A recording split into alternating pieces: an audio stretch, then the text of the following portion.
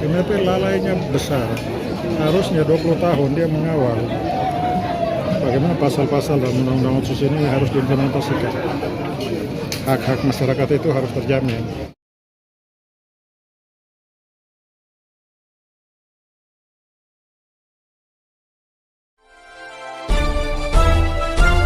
Audio Jungle. Ya, saya pikir selama ini di Kabupaten Jayapura kita udah kerja ya. Perintah dari Undang-Undang Otsus, perdasus-perdasus yang ada untuk hak-hak wilayah dan lain-lain, kita udah kerjakan itu karena itu masyarakat butuh sekarang.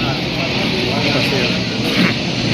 Jadi kita butuh kepastian hukum itu, dan itu ada dalam Undang-Undang Otsus. Kita bicara hak-hak orang asli Papua, tapi kita tolak undang-undangnya juga. Ini kan tidak masuk akal. Itu berjuang dasar hukumnya apa? Mari kita laksanakan secara baik, konsisten. Pemerintah daerah, MRP juga. MRP lalainya besar. Harusnya 20 tahun dia mengawal bagaimana pasal-pasal dalam Undang-Undang Otsus ini harus diimplementasikan. Hak-hak masyarakat itu harus terjamin. Ya, kan mereka sering bicara bahwa manusia, tanah, dan sumber daya alam itu tema mereka. Lalu tanah dan sumber daya alam memastikannya seperti apa? Datanya mana? Dewan Adat Papua juga bicara hal yang sama. Tapi kepastian hukumnya, tanahnya. Nah, Undang-Undang Otsus ini memberi perintah segera buat kajian dan menetapkan melalui Perda, dan didorong ke lewat provinsi lagi harus ada perdasus kepastian terhadap ya, supaya kepemilikan ini tidak boleh hilang, dan kalau ke depan bisa melindungi orang, tidak boleh lagi jual beli tanah, supaya orang Papua bisa hidup di sini. Bicara mengenai slogan manusia, tanah, dan sumber daya alam ada di situ. Dewan Adat Papua bicara, MRP bicara, kita semua bicara tentang itu. Begitu.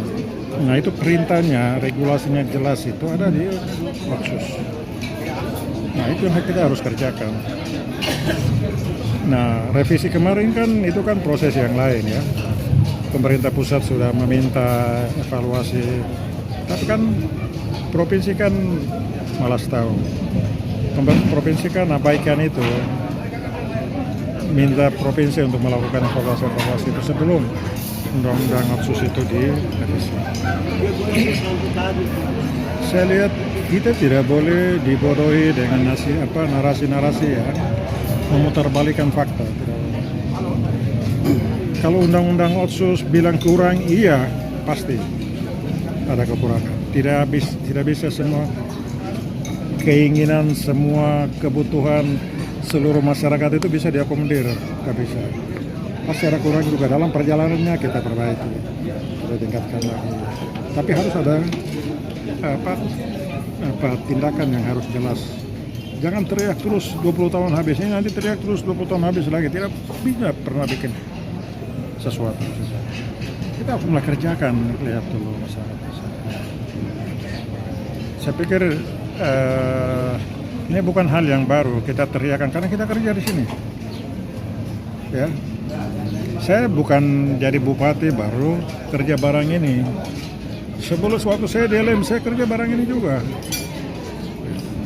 Jadi apa yang kita bicara ini bukan karena ada revisi Undang-Undang Otsus, ada DOB, bukan.